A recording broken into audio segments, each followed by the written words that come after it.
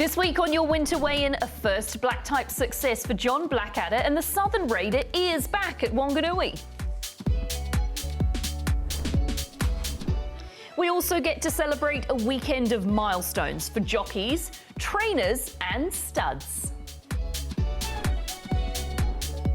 Plus, we head across the Tasman to a very wet Queensland and touch on the abandonment of the Group 1 meeting at Eagle Farm.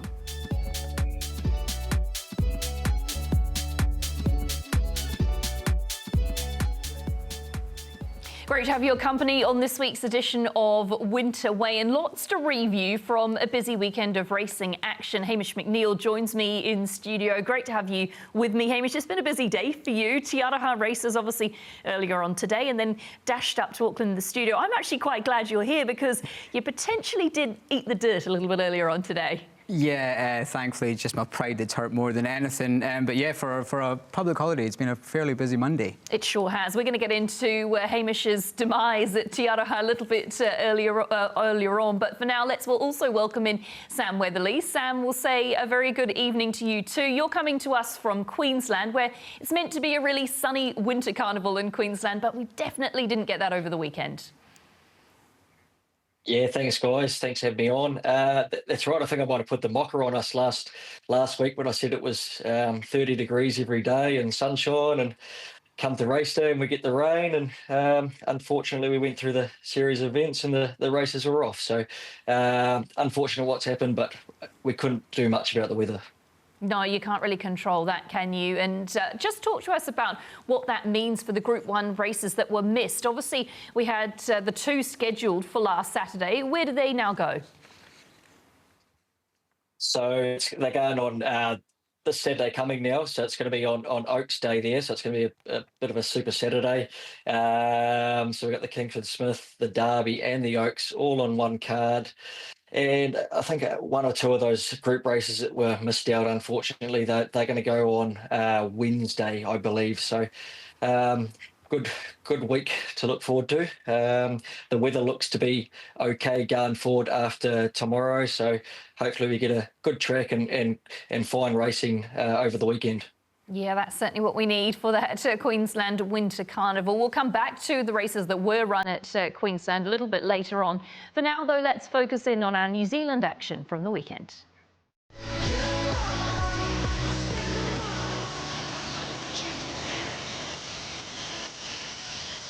Reading through late, Snip Snap in front, and Snip Snap has got there.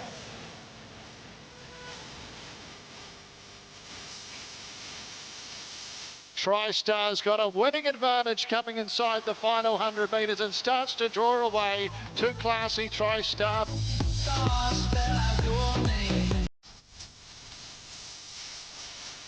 I'm a Brazen One keeps on finding, and I'm a Brazen One. Hunters get it right, oh, they get truckloads. Charmer on the outside. Charmer surged to the front and Charmer beat Ridgeview, Vicky Oppenheimer. Yuga Akubo, first win they're telling me, so well done Yuga. She's going all the way. It's a Southern victory. Ears back 1.5 lengths. Yes, the ears were back, all right. Whiskey and Roses lifted, hit the front, Lux Libertas comes hard, but Whiskey and Roses.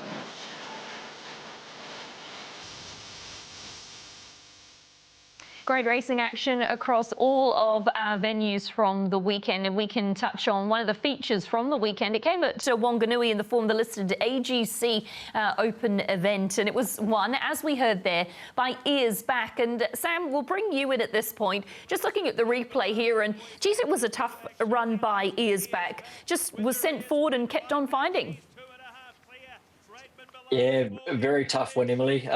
Well deserved. She's obviously jumped well, and Mediana's put her in the race, and Bradman, I think it was, come around and sort of went to take her on, and she's put her foot down and said, no, I'm going to lead here, and no excuses really for anything in behind. She just run them into the deck, and full credit to the team from down south. They've come up and got a black type, and I know they'll be very thrilled.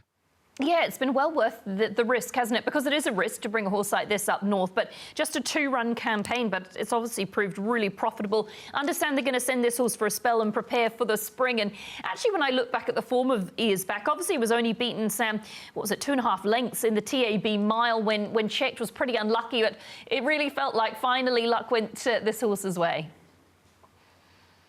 That's right, and like you said before, it's not easily travelling horses. You've got to go from, they take them out of their own environment, and there's a fair bit of work that goes on behind the scenes that not a lot of people would see or understand, really. So big effort to them. And no, she early on she looked like she was going to be a really to sort of promise what she's doing now.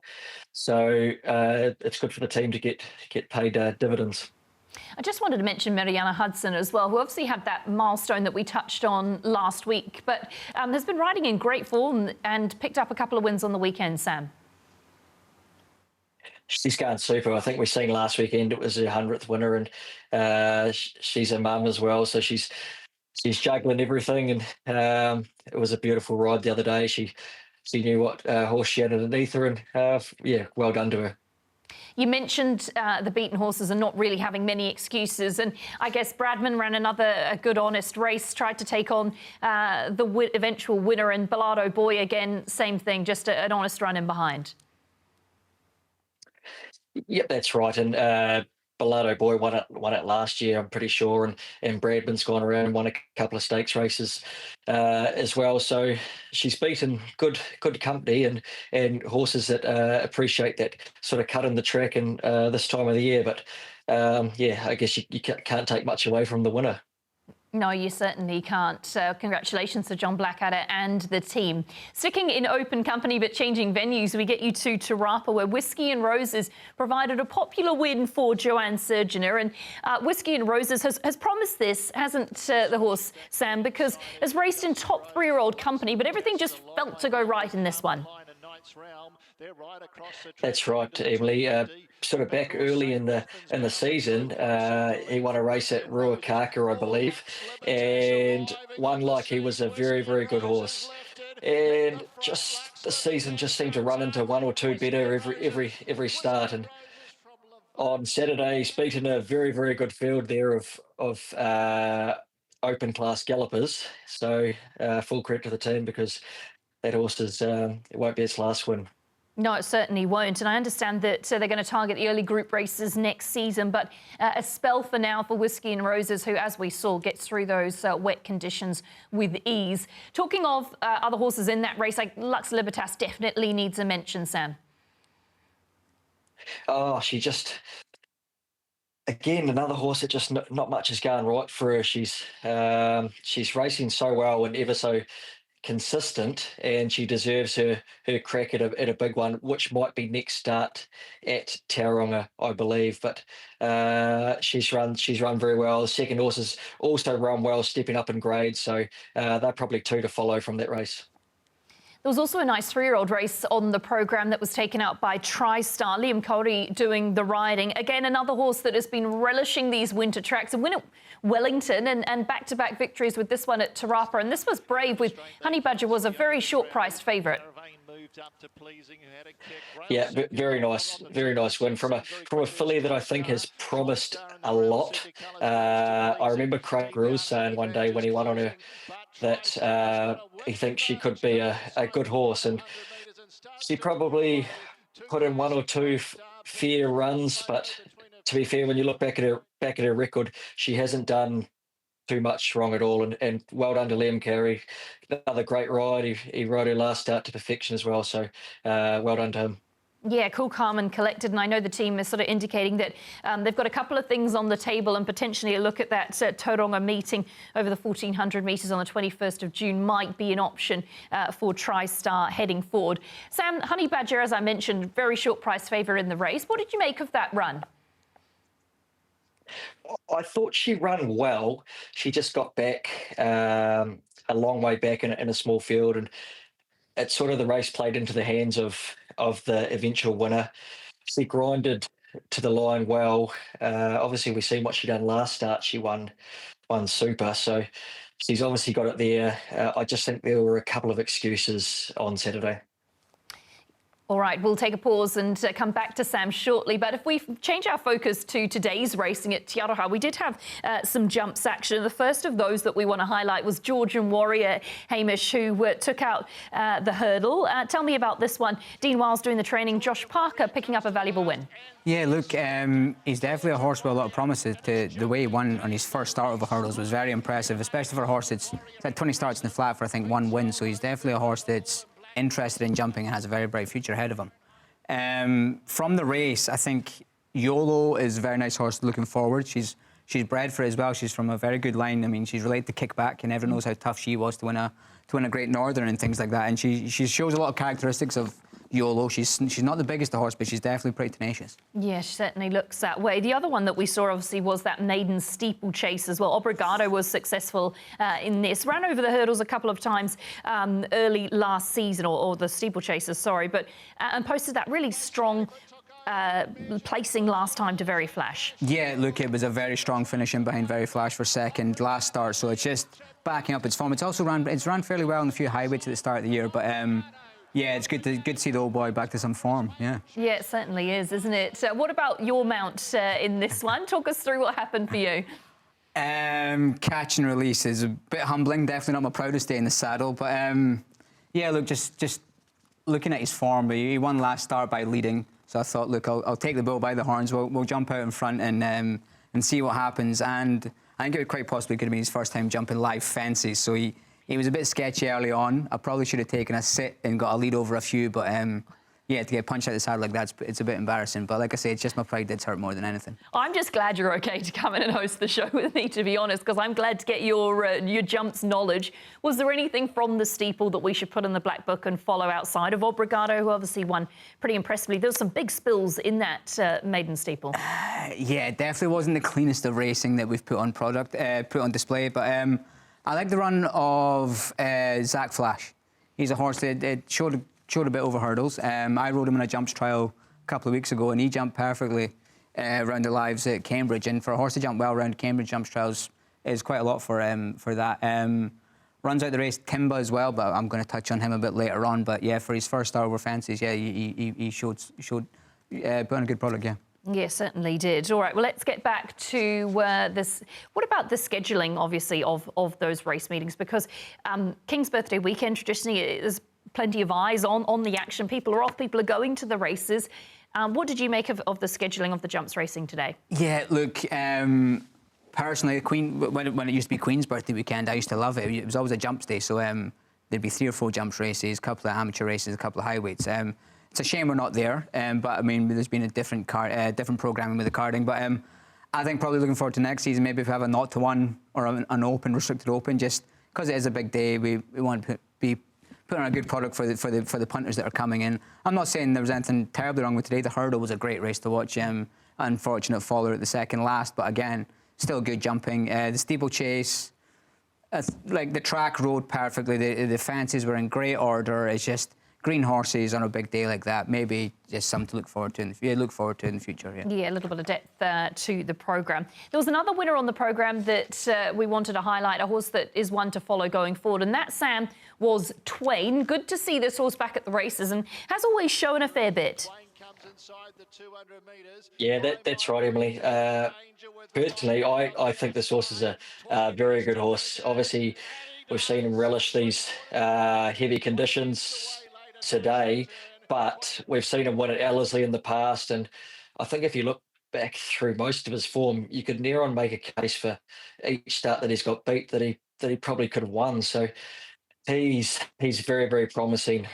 Look, I'm not sure where they go now, but it wouldn't surprise me if you've seen him in a race like a Foxbridge or a Tarzino plate early in the new season.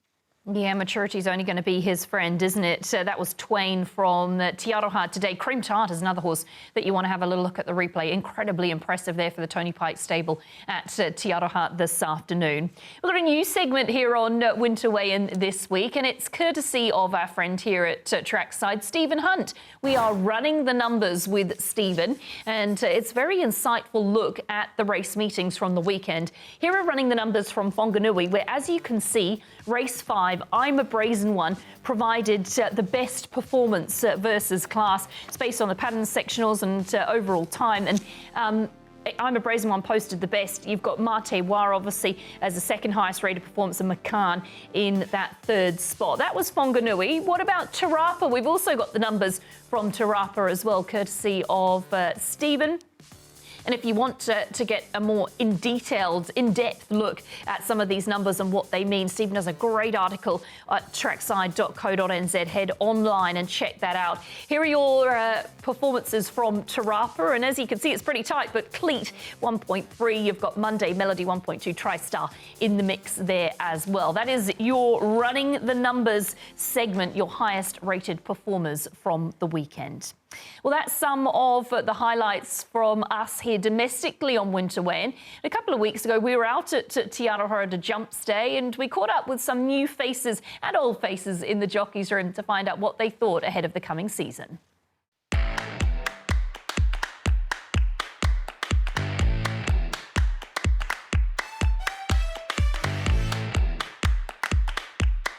I'm here with Josh Parker, international jump jockey, out for his second season. Josh, first of all, great to have you back in the country. Yeah, no, thank you very much. It's good to be back. No, looking forward to the season ahead of me. I was very lucky last year, rode 9 winners, and kind of hoping the season will continue on. What was the sweetest one of the world? I'd probably say down in Christchurch. It's a nice place to be in South Island. It's a big event. Zach Flash for Dan O'Leary. Yeah, real good to get a winner down there. Looking forward into the new year, everyone wants to get the ball rolling early. What kind of young horses do you think you've got on the cards to come out? Well, there's quite a few young horses that go around this season, so jump races looking forward to. I'm really, there's plenty of horses about. Yeah. It's quite a big variety though. We've got quite a few jump jockeys coming out, so rides going to be few and far between, trying to pick on these young ones and pick a specific one. But I'm just looking forward to getting back on Old Jock, hopefully. Being at your second year out in New Zealand, what was it initially that enticed you to come out here? Just the opportunities. Being based in the UK was great, and I got good opportunities. Being with Lucy Wadham was a conditional, but you can't get the amount of rides in the UK as you can over here. It's just great.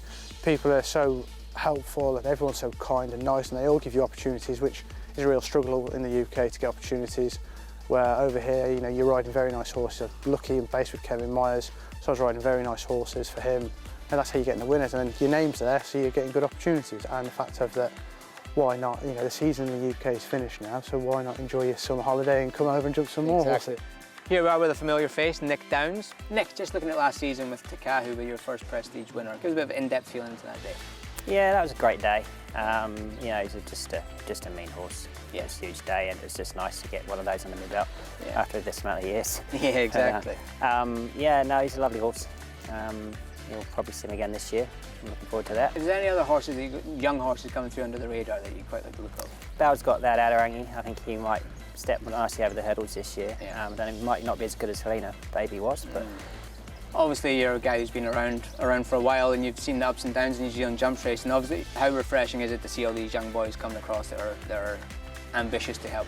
Yeah, no, it's good. We need it in the industry. I've got to be here for a few more years yet. I think, I enjoy it. That's the only reason I do it. I just love it, love the thrill of it, and that's what keeps me in. And there's some nice horses going around I've got connected with, and there's some nice races coming up for some good money this year. So I'm really looking forward to that.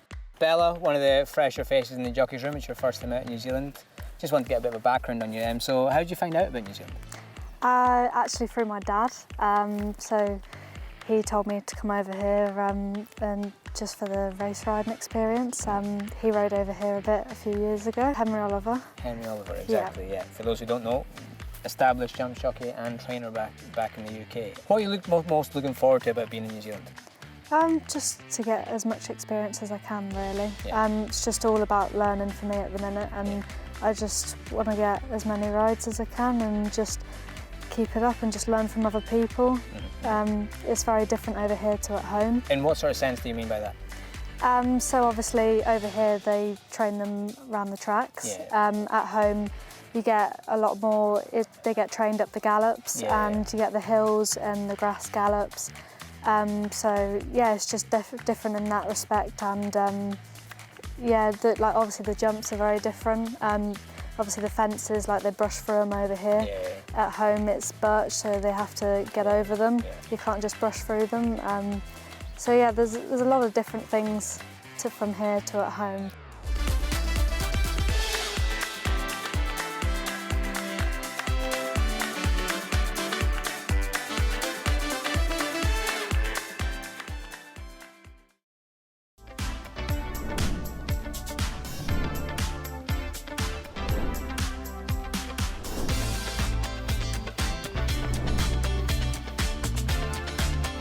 Well, a big welcome to racing at Eagle Farm here today on Derby Day. Of course, at Kingsford Smith as well. Showing no signs of weakening. Edna Rosso and Nick Alspur battle out second and third, but Campbellino won the Queen Elizabeth II Cup, beat home Edna Rosso.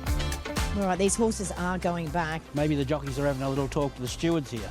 We don't have a problem with the track. We actually think it's a genuine heavy 10, but the visibility was becoming a concern for the riding group. So due to safety reasons, we have postponed the remainder of the card. All right, so you heard it from the steward's mouth and from the jockeys. So that's it for racing here today at the BRC. Well, there's one thing you can't control, and that is the weather. And unfortunately, Eagle Farm on Saturday, the weather just took control and the meeting was abandoned. We did have a couple of races that were run, and one of them that was won by a New Zealand bred was Campbellino. And Sam Weatherly will bring you in at this point. Obviously, it featured your runner too, Dark Destroyer.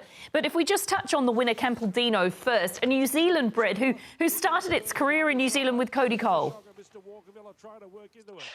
Yeah, gee, if you told me back when this horse won a high weight at Taupo with Troy Harris in the saddle that it would be going on to win a Queen Elizabeth in Brisbane in a couple of months' time, I would have said you're crazy. But yeah, so obviously Cody had it, and they've passed it on, and well bought by the team over here in Aussie, and gee, it was a good tough win. Yeah, it really was a good, tough win, and likely race, won its past two. And I think from what you were saying, Sam, going to stick on for the Brisbane Cup. That's the plan. That's the plan anyway. I think it was a race that was a win and you're in type of thing. So off that performance, it looks like he'd stay all day. And I know that's what the team back home, Cody and Troy, they always had the opinion that he would do something like that. So it was good to see their judgment pay off a bit there. Yeah, it was, and well done to the connections, Gabe Waterhouse and Adrian Bott. Dark Destroyer featured in that race too. Just talk us through that run and what you do next. Yeah, it was. He run well. He just it might have been a step too far with the 2400 on a really wet track. And hindsight's a great thing. He was nommed in the 1800 metre race as well. And if we had a good track in over 1800, he possibly wouldn't have been able to keep up with him. But with the rain that we had, it would have probably suited him a little bit better. So he's run well. He's probably going to head to something like a Ipswich Cup, and he's a chance over 2,000 metres. A couple of other Kiwis we're looking forward to seeing are Velocious and She's a Dealer. What can you tell us about them and when they get to Queensland? And I understand, if I'm right, you might be throwing your leg aboard to both of them. Yeah, that's right. Tomorrow morning, actually, I'll throw a leg over Velocious. She's having a gallop on the course proper here. So she's come up and she's staying at Annabelle Neesham's stable. And she's going to have a gallop in the morning, and she goes on to run on Saturday in just a listed 3-year-old race, which she should be very competitive in. And She's a Dealer comes up on, I think, Wednesday. She arrives in Queensland up from Sydney. So she's heading towards the Oaks. So I'll have a sit on her Thursday, Friday, and hopefully I can put a touch on them. Yeah, exactly right. Hopefully you come away with a couple of winners. No, it's great news, and we'll be looking forward to seeing those Kiwis in Queensland over the coming weekends. Hamish, we want to talk about headlines and milestones from the weekend, and we have plenty of them. One of them, the first one we get to, Ace Lawson Carroll, 100th victory. Yeah, look, it's great for Ace. I'm someone who obviously works closely with Ace, being associated with him at Sean Clotworthy's. I know this has been one that he's been wanting to get off his back for a couple of meetings now, but luckily enough, Tiaka have rewarded him well. He's travelled all the way down to Whanganui for one ride, and thankfully it's paid off in the last couple of strides. Yeah, so yeah, good on him, and hopefully keeps on kicking many home.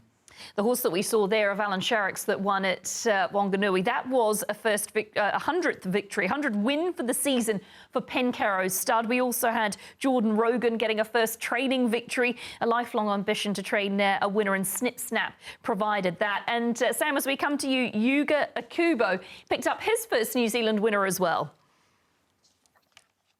Yeah, well done to Yuga. He's going to be a great addition to the riding ranks over these next couple of months. I believe he's ridden maybe 4 or 5 winners in Japan, so he came over. He looked very stylish before, so he's obviously knows how to sit on a horse, and he's a lovely guy too. So he's in the right stable at Tony Pikes, and he'll get well rewarded.